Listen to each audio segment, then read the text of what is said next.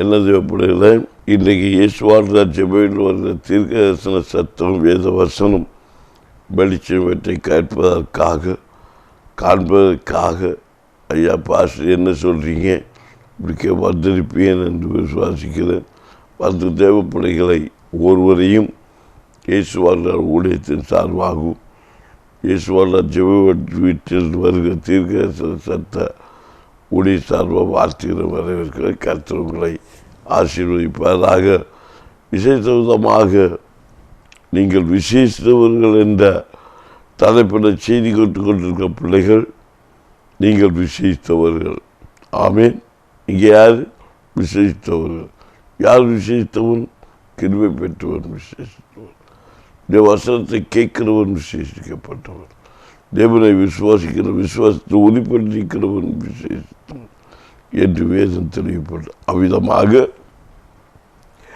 இன்றைக்கு இந்த செய்தியை கேட்கிற பிள்ளைகள் நேற்றைய தினத்தில் பார்த்து ஆகாயத்து பறவைகளை நீங்கள் பார்க்குறீங்க. அண்ணாவை அற்புதம் இல்லை செவிக்குவதில் மகிமையாக வைக்கிறாருன்னு சொன்னீங்க. ஆமீன். அடுத்த 10 29 30 31 வாசித்தீங்க. ஒரு காசுக்கு 2 அடைக்கலான் குருவிகளை விற்கிறார்கள் அல்லவா? ஆயினும் உங்கள் ஆமேன் பிதாவின் சித்தமில்லாமல் அவைகள் ஒன்றாக தலையிலே விடாது. உங்கள் தலையிலுள்ள மயிரெல்லாம் எண்ணப்பட்டிருக்கிறது. ஆயக்கையால் பயப்படாதிருங்கள். அநேக அடைக்கலான் குருவிகளை பார்க்கும் நீங்கள் விசேஷித்தவர்களாய் இருக்கிறீர்கள். ஆமேன். இங்கே பறவை இனத்தை குறித்து சொல்லியிருக்கு. அநேக அடைக்கலான் குருவியை பார்க்க நீங்கள் விசேஷித்தவர்கள். அதுக்கு ஆதாரமாக லைவாக எங்கள் லைவாக ஒரு சம்பவம் எங்கள் ஜோவில் இருந்துச்சு. ஒரு புள்ள ஒரு தரிசனத்தை சொன்னாங்க. எங்கள் ஜோவில் இருக்கிற ஒரு போதகருடைய புள்ள ஒரு தரிசனத்தை பார்த்தாலும் குறிப்பாக எங்கள் ஜெப வீட்டுக்குன்னு ஒரு சமையலறை அர்ப்பணம் பண்ணி வச்சிருக்கணும். எப்போவுமே வியாதிஸ்தர்கள் தங்கியிருப்பாங்க. சில ஊழியக்காரர்கள் போதகர்களத்தில் தங்கி இருக்கிறாங்க. அறத்தில் சில வியாதிஸ்தர்களும் எங்கள் பழைய ஜெபத்தில் இருக்கிறாங்க. சில வாலிப பிள்ளைகளும் அங்கே தங்கி இருக்கிறாங்க படிக்கிற. ஆமேன். சில சரீரத்து சுகநாத்த பிள்ளைகள் எல்லாம் இருக்கிறாங்க. அவங்களுக்கு ஒரு சமையல் கூடம் வைக்கப்பட்டிருக்கு. இந்த சமையல் கூடத்து பக்கத்தில் நான் எப்போதுமே ஃப்ரீயாக இருக்கும்போதெல்லாம் நான் போய் ஷேர் போட்டு அப்படியே உட்கார்ந்து இருக்க நினைத்து அநேகர் எப்படி நினைக்கிறாங்க எனக்கு தெரியாது. ஆனால் அங்கே தான் பிரச்சனைகள் விசுவாசம் எங்கள் ஊழியக்காரிகளுக்குள்ளே எழும்பும். ஆகவே நான் அந்த இடத்துல உட்காந்தேன்னா ஒன்றும் எழும்பாது. நல்ல அமைதியான பிள்ளைகள் நல்லபடி அவர்களுக்குரிய பணிகளை செய்து முடித்து சந்தோஷமாய் ஊழியம் நடந்து கொண்டிருக்கிறது. அவ்விதமாக எங்களுக்கு புதிய கிச்சன் கட்டியிருக்கு. அதில் டோர் மட்டும்தான் இப்போ போட்டோம். பாக்கி எங்கேயுமே டோர் இல்லை. அது கட்டுறதுக்குள்ள கொஞ்சம் காசு தற்காலிகமாக இடத்துல இல்லாதனால அப்படி இருக்குது. வடை போட்டு விட்டுருக்காங்க விசுவாச பிள்ளைகள். அப்போ இதிலிருந்து என்ன செய்வோம்? காகம் ஈஸியாக பூந்து உள்ளே போயிடும். ஆமேன். நான் வருஷத்தோடு பலமுறை பார்த்துட்டு இருக்கிறேன். நான் ஆட்டோட அப்படியே உட்காந்து பார்த்துட்டே இருப்பேன். அது நான் அந்த கிச்சன் பக்கத்துலேயே இருப்பேன். அப்போது அந்த புள்ள ஒரு சொப்பனத்தை பார்த்துருக்காங்க. ஒரு காகம் பல காகம் சேர்ந்து உள்ளே போகுதான். போகும்போது அந்த காகம் அங்கே இருக்கிற ஏதாவது போஜனத்தை எடுத்து வந்திருக்கிற காகம் வெளியே வரும்போது எம்முன்னார செத்து விழுகுதான். அப்படியே விழுகுதான் பாதத்தில். ஆனால் போஜனம் ஒன்று எடுக்காத வருகிற காகம்லாம் அப்படியே வெளியே போயிடுதான். சும்மா போயிடுது. ஆனால் அங்கே உள்ள பொருட்களை அது மீனாக இருக்கலாம், இல்லை எந்த ஒரு மனுஷன் உண்ணும்படி வைத்திருக்கிற ஆமீன் ஆகாரத்தை அதை கொத்தி தூக்கி கொண்டு போவதற்கு அனுமதி இல்லை. அதெல்லாம் கால் பக்கத்தில் விழுகிறதா ஒரு சொப்பனத்தை பார்த்து அமிதமாக அவர் சொன்னாங்க. ஆனால் அதே நேரம் அன்றைக்கு ஒரு சில நாட்களுக்கு பின்பு எங்கள் சகோதரி பிள்ளைகள் மீன் வச்சு அறுத்து வெட்டி துண்டு போட்டு சுத்தப்படுத்திட்டு இருந்தாங்க. அந்த வேலையில் பார்த்தீங்கன்னா ஒரு காகம் புஷ்ன்னு ஓடி வந்து ஒரு மீன் பெரிய ஒரு பீஸு தூக்கிட்டு போயிடுச்சு. உடனே பிள்ளைங்க கஷ்டப்பட்டாங்க. உடனே அதில் ஒரு சின்ன ஒரு பிள்ளை ஓடி போய் இந்த காகத்தை விரட்டி அந்த மீன் எடுக்கிறதுக்கு போனாங்க. போன உடனே பார்த்தீங்கன்னா அந்த காகம் ஓடவே இல்லையா, அப்படியே இருந்துச்சு. அதில் மீன் பீஸ் எங்கே போச்சுன்னு தெரியாது. உடனே அங்கே அம்மாவிட்ட அம்மா ஓடி வாங்க, இந்த காகம் தான் இருக்குது. அதான் காகம் அதுக்கப்புறம் ஓட முடியல. அவங்க தாயார் போய் அந்த காகத்தை பிடிச்சிக்கிட்டாங்க. பாருங்க, அந்த காகத்தை பிடிச்சி கடைசியில் வீட்டில் கொடுத்து அங்கே ஒரு பிள்ளை இழுப்புன்னு சொன்னாங்க. அந்த இழுப்புக்கு அதை மருந்தாக அதை யூஸ் பண்ணிட்டாங்க. இது எதுக்கு சொல்கிறேன்னா, ஆண்டவருடைய காரியத்தில் கர்த்தர் உண்மை, மனுஷனுடைய காரியத்தில் ஆண்டவர் உண்மையுள்ளவராக இருக்கிறார். நீங்கள் விசைத்தவர்கள் ஆண்டவர் கண்டிப்பார். அது பலவீனத்துக்கு கூட போஜனம் கொடுக்கிறவர். நாங்கள் என்றைக்குமே அதுக்கு காரணம் என்னென்னா, எங்களுக்கு மீதம் இருக்கிற ஆகாரம் ஒன்று கூட வெளியே தட்ட கொடுக்க மாட்டோம், வீணாக்க மாட்டோம். பலவீனத்துக்கு மிருகஜீவன்களுக்கெல்லாம் தனித்தனியாக வேஸ்ட்டாக அதை கொட்டி விடாதபடிக்கு அது எல்லா குழம்பெல்லாம் வச்சு நாங்கள் வேறு எடுத்து அதை ஒவ்வொன்றுக்கும் பிரித்து பிரித்து வைத்து விடுவோம். அதில் அதன் பட்சத்தில் நாம் உண்மையாக நம்ம செய்கிற காரியத்தில் உண்மையுள்ள ஒரு மனுஷனுக்கு தீங்கு வர்ற விளைவில் ஒரு மிருகஜீவன் நடந்தாலும் கர்த்தர் அதை கண்டிப்பார். அது பலவீனத்தை கூட கண்டிப்பார். இன்னும் பழைய பாட்டு நியாயபுரமான புத்தகம் சொல்லப்பட்டிருக்கிறது. என்ன சொல்லப்பட்டு நீங்கள் அந்த வருஷத்தை நினைவு கொள்ளணும். நீ உண்மையாக நியாயபுரமானத்தை கை கொண்டு நடக்கிற ஒரு பிள்ளைக்கு ஒரு கையின் பிரயாசத்தில் நிலத்தின் கனிகளில் பூச்சிகள் வந்து தொட்டா கூட நான் அதை அழிப்பேன் என்று கர்த்தர் உறுதிப்படுத்தி இருக்கிறார். அப்போ எல்லாவற்றையும் போஷித்து நடத்துகிறவர் உண்மையுள்ளவர். பறவையினங்களை, அழைக்கலாங்குருவிகளை, இல்லை பூச்சிகளை, இல்லை மிருகஜீவன்களை எல்லாம் போஷித்து நடத்துகிற கர்த்தர் தான். அது அதை விட மனுஷன் யார்? விசைத்தவன். அப்போ நம்ம விசைத்தவனாக இருக்கிறபடினால் நமக்குரிய நன்மைகளை அடிக்கிற கர்த்தர் கண்டிப்பார். அதுக்காக தான் இந்த நடந்த சம்பவத்தை லைவாக உங்கள்கிட்ட சொன்னேன். அவன் காரணம் இல்லாமல் பேச நீங்கள் நினைக்கக்கூடாது. நீ சொன்ன விளக்கலாம் அப்படி நினைக்கக்கூடாது. அப்போ நம்ம விசைத்தவர்கள்னா பறவையினம் மேன்மையாக கண்டு வைத்திருக்க உண்மைதான். ஆனால் அந்த பறவையினம் கூட நம்ம விசைத்த பிள்ளைகளுடைய எந்த ஒரு பொருளை சேதப்படுத்த அதிகாரம் கிடையாது. அவை இந்த பறவைகள், அடைக்கல குருவிகள், சிட்டுக்குருவிகள், இந்த குருவிகளை பார்க்கணும், உலகத்தில் சகல மிருக ஜீவன்களை பார்க்கணும் நாம் விசேஷித்தவர். அதில் கல்யாணத்தை நீங்கள் நிறைய விஷயத்தில் நீங்கள் பரிச்சை பார்த்து பாருங்க. பெரிய ஆனை, இந்த ஆணையை ஒரு குட்டி மனுஷன் எக்கி அவரை அடக்கி வைத்து நடத்தவில்லையா? மனுஷனுக்கு பணிவிட செய்ய அந்த மிருகத்தை வச்சு நடத்தவில்லையா? அதிகாரத்தை யாருக்கு கொடுத்திருக்கிறார்? மனுஷனுக்கு. அப்போ மனுஷன் விஷயத்தவன் அல்லவா? அந்த மிருக ஜீவனும் நமக்குள்ளவா எழும்புதுன்னா அந்த மிருகத்தை விட மோசமான சூழ்நிலை மனுஷன் மாறுகிறது நிமித்தம்தான் மனுஷனை அடிக்கும்படிக்கு மிருக ஜீவன் அதிகாரம் பெற்று எழுப்புகிறது. அதான் உண்மை. விசேஷ மனுஷனாகு படைத்த எதுவுடைய ஒரு மயில் போலும் உதிர்ந்து போவதில்லை என்றால் இந்த வேதத்தில் சத்தியம் சொல்கிறது. என்னை கேட்க தெய்வ பிள்ளைகளையும் நாம் சோர்ந்து போகக்கூடாது, நீங்கள் சுமந்து போகக்கூடாது, நீங்கள் விசேஷித்தவர்கள் என்று இந்த வேதம் நமக்கு தெளிவுபடுத்துகிறது. நான் சொன்ன வார்த்தைகளை பார்க்கும்போது அகத்து பட்சிகள் நாம் விசேஷித்தவர்கள்.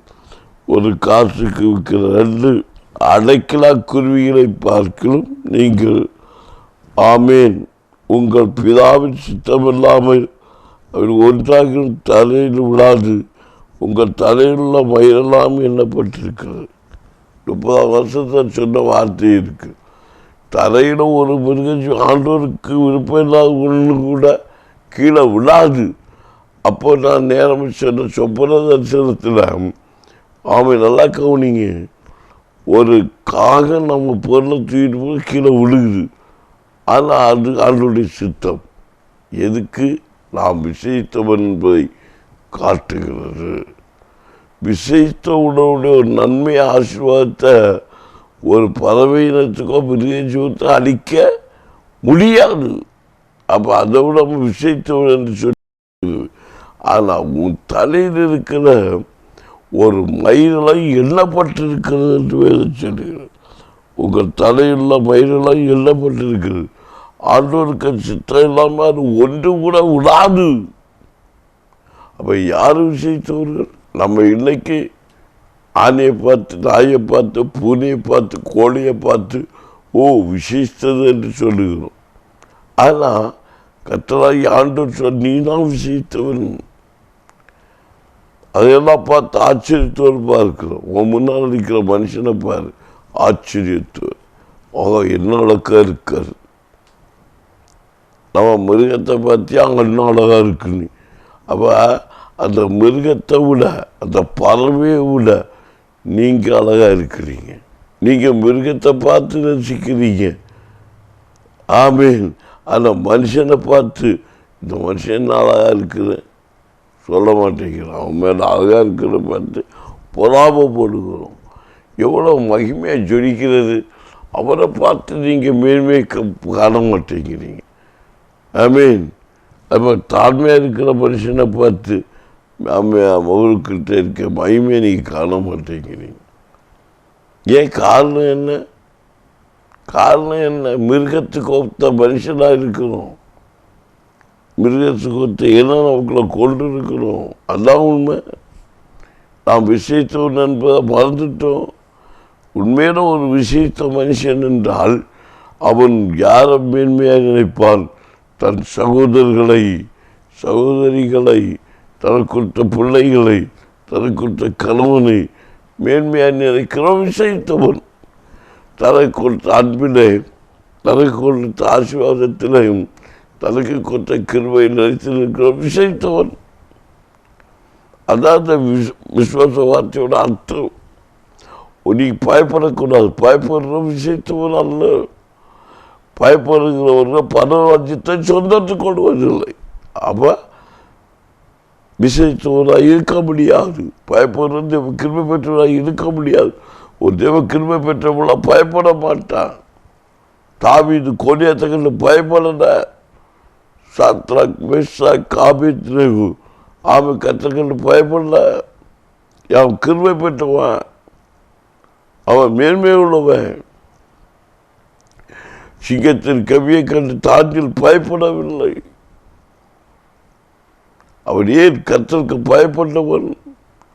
அவன் தேவனுடைய கிருபையை பெற்றவன். ஏன்னா அவன் உணர்ந்து கொண்டவன்.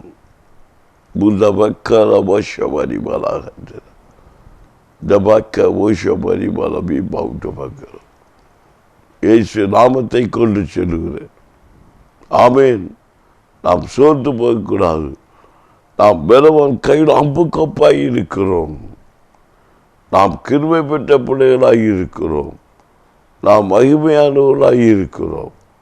நான் சோர்ந்து போகக்கூடாது. கிருபைக்குள்ள வாழ்மை மேன்மையாக இருக்க கற்றுக்கொள்ள வேண்டும். இயேசு வாழ்கிறார். இயேசு வாழ்கிறார். இயேசு வாழ்கிறார். நான் உங்களுக்கு சொல்லுகிறேன், நீங்கள் பயப்படாதிருங்கள், நீங்கள் பயப்படாதிருங்கள். நீங்கள் விசேஷத்தவராக இருக்கிற உங்கள் தலையுள்ள வயிறெல்லாம் எண்ணப்பட்டிருக்கிறது. சோர்ந்து போகக்கூடாது. சொல்லுங்க, விசுவாச வார்த்தையால் நான் விசைத்தவன் சொல்லுங்க, நான் விசைத்தவள் சொல்லுங்க. நான் மேன்மை காண்பேன், அவருடைய அற்புதத்தை காண்பேன், அவருக்கு ரட்சிப்பை காண்பேன், அவர் ரட்சணத்தின் முகத்தை தரிசிப்பேன், தோல்வியை ஜெயமாக்குவேன், பரியாசத்தை மாற்றுவேன், நிந்தனை என்னை விட்டு மாறும், தூசணம் என்னை மேற்கொள்வதில்லை, பாவம் என்னை மேற்கொள்வதில்லை, சாபம் என்னை மேற்கொள்வதில்லை, இந்த மனிதனுடைய பரியாசம் என்னை மேற்கொள்வதில்லை. விசுவாசத்தை சொல்லணும்.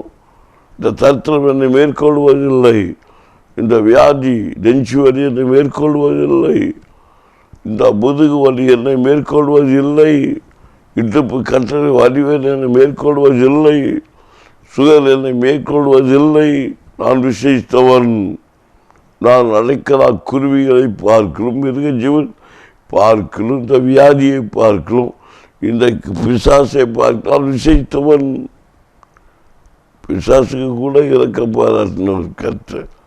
பிசாசுனா வியாதி தான் என்னை பொறுத்த வரைக்கும். ஆமீன்.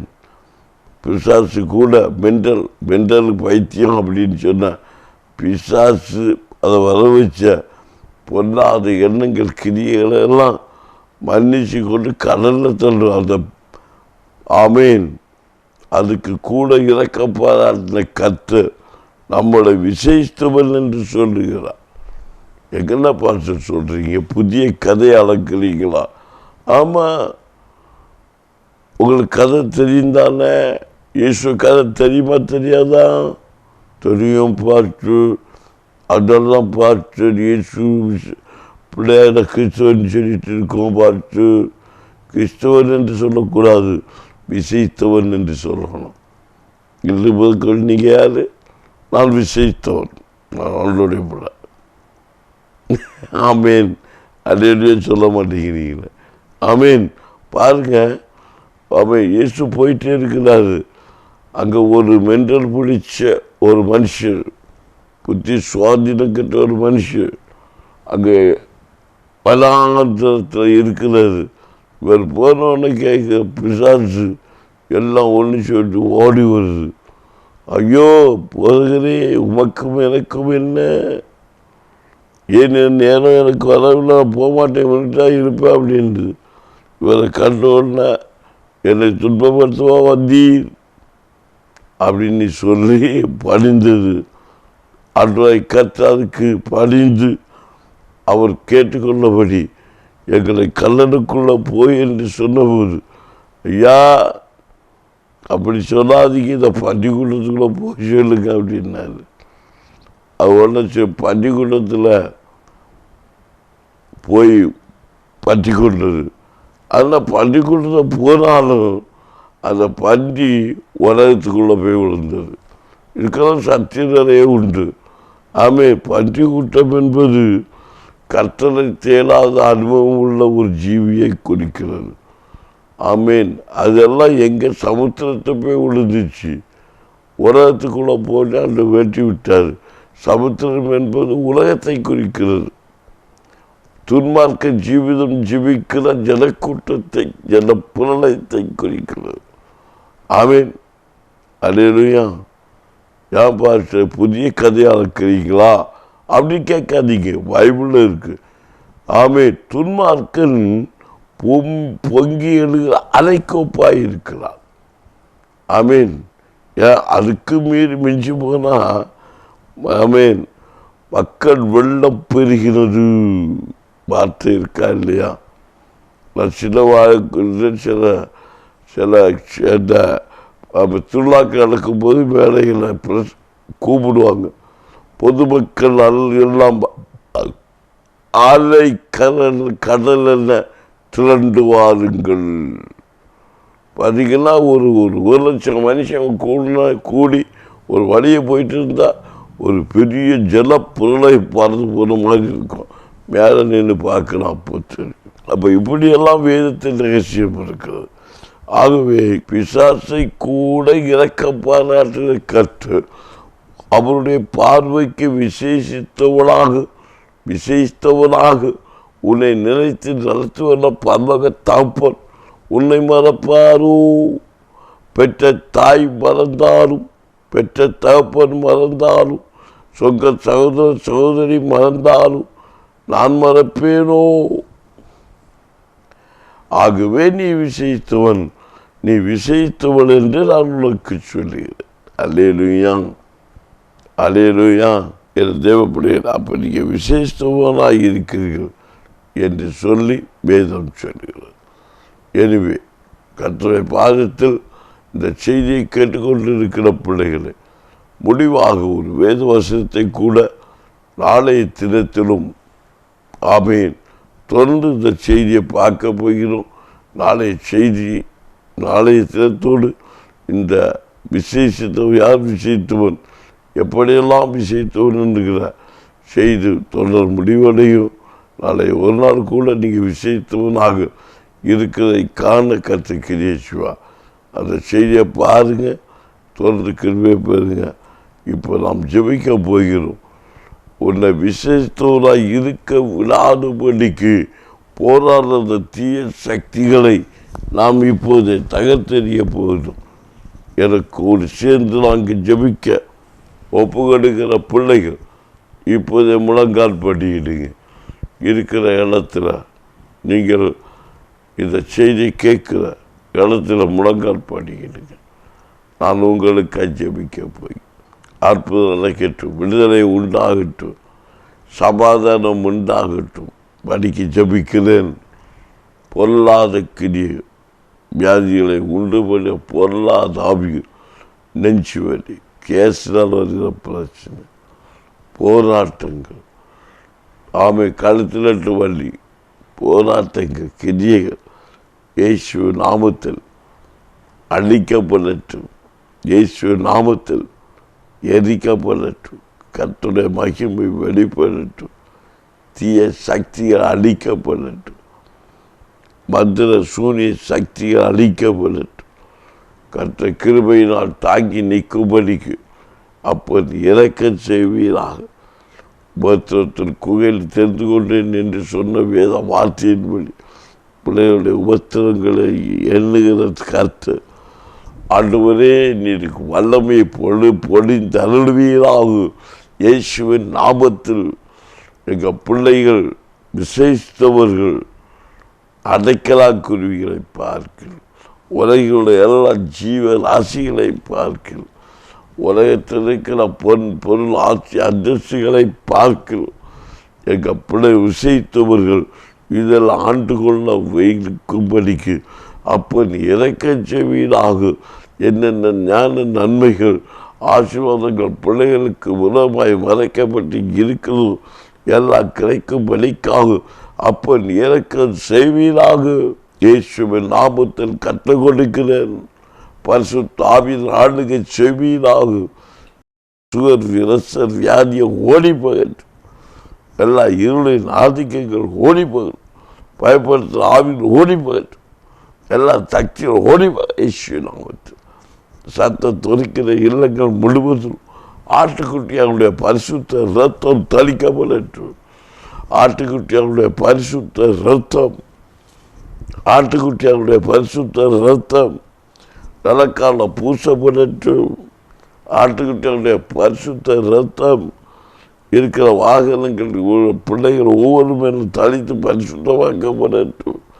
தீங்க வருவிக்கிற பொருளாத கிரியைகள், பொருளாத சக்திகள், பொருளாத ஊறுகிற சக்திகள் இயேசுவின் நாமத்தில் எல்லா மிருக ஜீவர்கள் பொருளாத கிரியைகள் ஆமேன் விசேஷித்த பிள்ளைகள் விரோதமாய் ஒரு ஆமேன் எந்த கிரியை என்றால் இயேசுவின் நாமத்தினால் எல்லையை விட்டு ஓடி போகட்டும். இந்த சத்தம் தொனிக்கிற ஒவ்வொரு இல்லத்திலும் கர்த்தருடைய வல்லமை புறப்பட்டு உறங்குவதாக. கர்த்தர் இறக்கம் செய்யும். கர்த்தர் நாங்கள் மட்டும் பயப்படும்படிக்கு ஆசீர்வதிக்கப்பட்டு நல்ல பிதாவே. ஆமேன், ஆமேன். என்னது பிள்ளைகளே, நாளை தினத்தில் வாங்க, தொடர்ந்து இந்த செய்தியை கேளுங்க. நீங்கள் விஷயத்தோடு என்று சொல்லி நாளையோடு இந்த செய்தியை முடிக்கப் போகிறேன். இறுதிக்கு காத்திருங்க. கர்த்தர் பெரிய காரியங்களை செய்வார். God bless you.